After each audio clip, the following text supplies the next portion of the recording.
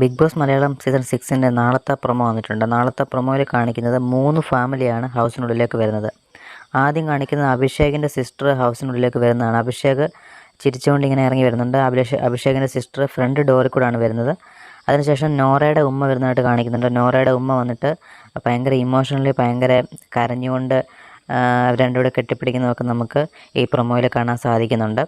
അതിനുശേഷം ഹൗസിനുള്ളിലേക്ക് വരുന്നത് സിജോയുടെ ഫാമിലിയാണ്. സിജോയുടെ കാര്യം നമുക്കറിയാം. സിജോയ്ക്ക് ആ ഒരു ഫിസിക്കൽ അസോൾട്ടൊക്കെ ഉണ്ടായ ശേഷം സിജോയെ അമ്മ കാണാനൊന്നും വന്നിട്ടില്ല.